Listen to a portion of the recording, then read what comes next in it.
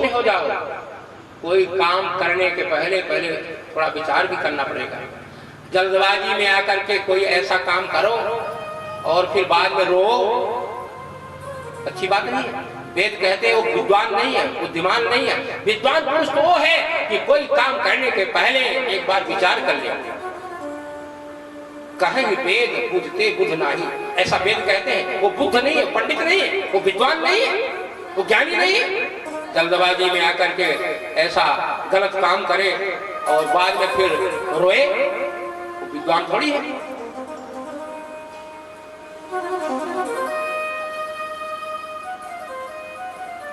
लक्ष्मण जी बहुत बोले यार।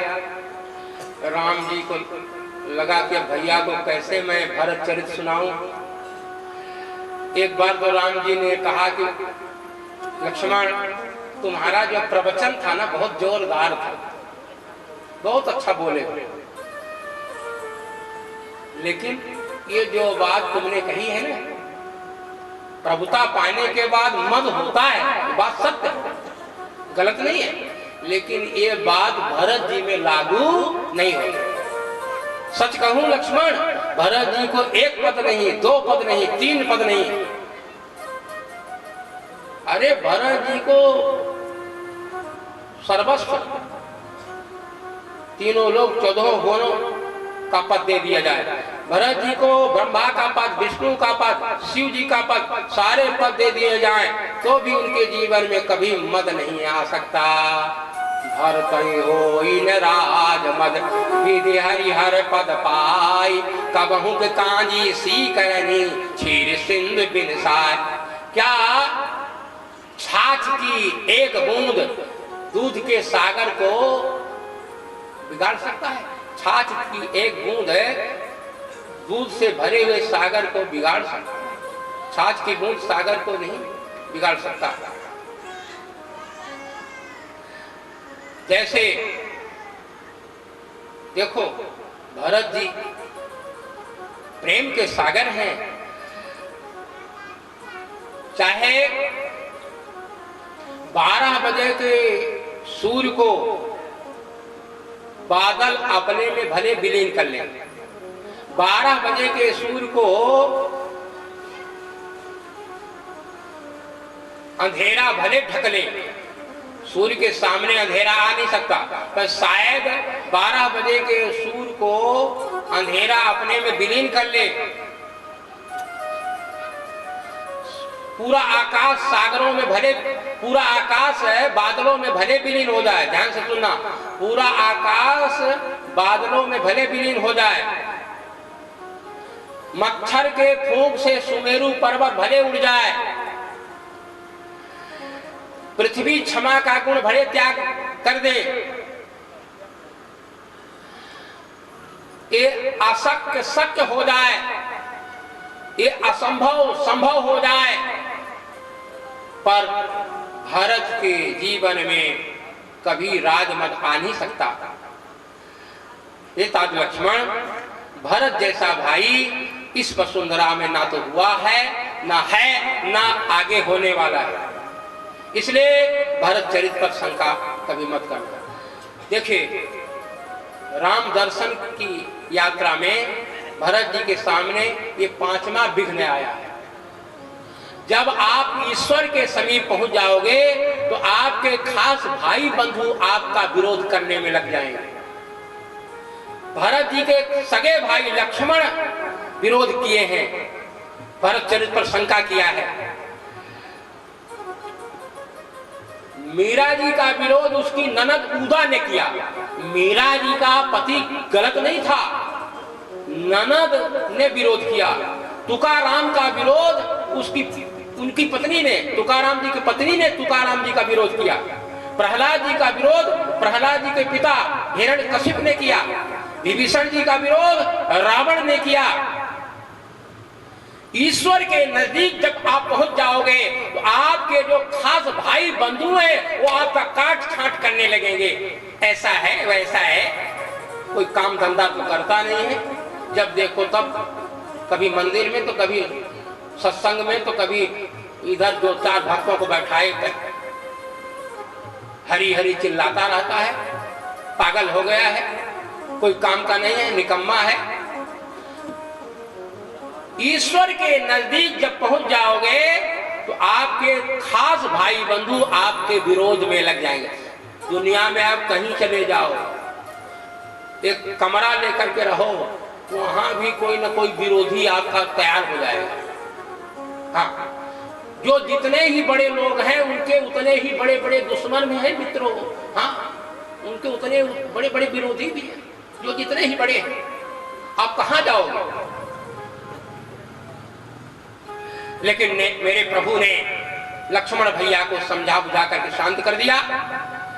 भरत जी के सामने पांचवा विघ्न आया है। भक्ति मार्ग में विघ्न आते हैं, पर साधक को तटस्थ रहना चाहिए। साधक को किसी की बातों को सुनना ही नहीं चाहिए। एक कान से सुन लिया, दूसरे कान से निकाल दिया और भजन में लग गए।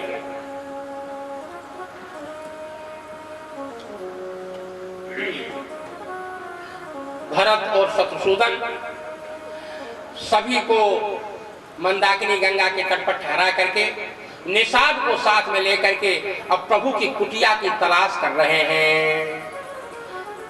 प्रभु के पद चिन्ह दिखाई दे रहे हैं।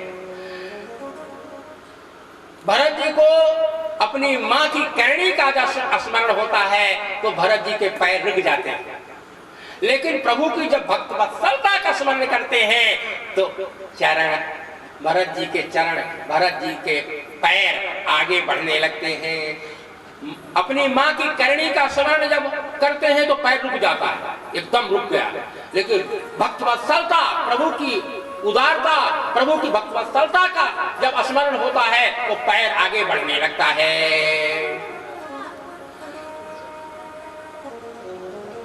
चरण चिन्ह दिखाई दे रहे हैं। रज को उठा करके नेत्रों से लगा रहे हैं, हृदय से लगा रहे हैं। मन ही मन सोच रहे हैं, ये प्रभु अपने चरणों में स्थान देंगे तो ठीक है, नहीं तो फिर क्या करूंगा मैं? प्रभु की पादुका का आश्रय ले लूंगा। मोरे शरण राम ही की पनही, मोरे शरण राम ही की पनही, राम स्वामी दोष सब जनहि, राम स्वामी दोष सब जनहि, मोरे शरण राम की, मोरे शरण राम की पनहि, राम स्वामी दोष सब जनहि, राम स्वामी दोष सब जनहि, जो परिहरहि मलिन मन जानी, जो परिहरहि मलिन, इसके ऊपर की चौपाई, इसके ऊपर की चौपाई, जो परिहरहि मलिन मन जानी, जो परिहरहि मलिन मन जानी, जो सन्मान सेवक मानी, जो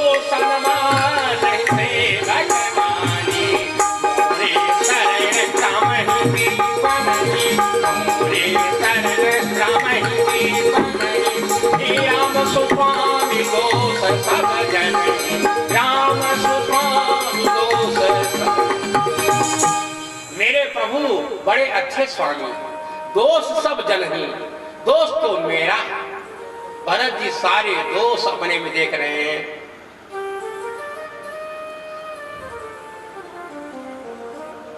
निषाद राज ने एक पर्वत की चोटी पर खड़े होकर के आश्रम का दर्शन कराया। आश्रम का दर्शन हो रहा है। आश्रम का दर्शन, प्रभु की कुटिया को जैसे देखा, कुटिया का दर्शन जैसे भरत को हुआ, दुख ताप संताप सब दूर हो गया। ये आश्रम के दर्शन का चमत्कार है। अभी प्रभु के दर्शन नहीं हुए हैं, अभी कुटिया के दर्शन हुए हैं। भरत दिखे प्रभु आश्रम पावन,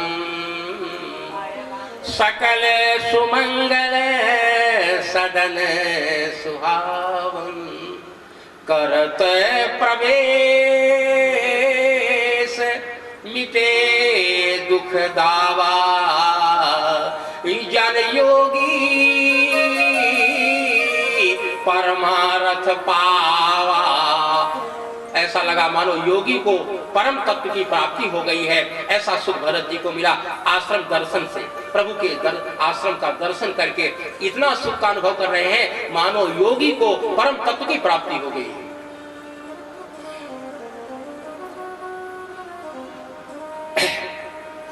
पाहि नाथ कही पाहि गोसाई, पाहि नाथ कही पाहि गोसाई, पाहि नाथ कही पाहि गोसाई, भूतल परे लकुटे की नाई, भूतल परे लकुटे की नाई, पाहि नाथ कही पाहि गोसाई, पाहि नाथ कही पाहि गोसाई। हे नाथ रक्षा करो, रक्षा करो, रक्षा करो, ऐसा कह करके भरत भैया दंडाकार प्रभु के सामने गिर गए। कुटिया के सामने प्रभु दंडाकार गिर गए, लेकिन प्रभु श्री राम चुपचाप बैठे हुए। भरत भैया को उठाने नहीं जा रहे हैं और लक्ष्मण जी जोर जोर से रो रहे हैं। जानकी जी ने कहा प्रभु आपने लक्ष्मण जी को डांट दिया है क्या? देखो लक्ष्मण जी रो रहे हैं। राम जी ने कहा सीते मैंने तो लक्ष्मण को कभी डांटा ही नहीं, मैंने तो थोड़ा समझाया है। उन्होंने भरत चरित पर शंका किया था तो मैंने समझाया है, फिर रोते क्यों हैं? जरा पूछा जाए क्यों भैया क्यों रो रहे हो? लक्ष्मण जी ने कहा प्रभु आप भूल गए क्या? बोले क्या बात है? बोले भरत प्रणाम करत रघुनाथा। हे रघुनाथ जी, भरत जी आपके चरणों में दंडाकार गिरे हुए हैं, आप उठाओ, ये निर्दोष है, निर्दोष है, इनमें कोई दोष नहीं, उठाओ आप इनको। बस भैया यही तो मैं चाहता था कि तू किस पक्ष में है, क्योंकि तूने अभी भरत चरित्र पर शंका किया था, तो तेरी सहमत है, तेरा विचार है, तो मैं भरत भैया को उठाने जा रहा हूँ। लक्ष्मण जी ने जैसे ही इशारा किया प्रभु उठे। मानसकार कहते हैं उठे राम सुन प्रेम अधीरा, उठे राम सुन प्रेम अधीरा, उठे राम सुन प्रेम अधीरा, उठे राम सुन अधीरा, कहूँ पट कहूँ निसंग धनु तीरा, कहूँ पट कहूँ निसंग धनु तीरा, कहूँ पट कहूँ निसंग धनु तीरा, कहूँ पट कहूँ निसंग धनु तीरा, उठे राम सुन प्रेम अधीरा, उठे राम सुन प्रेम अधीरा, उठे राम सुन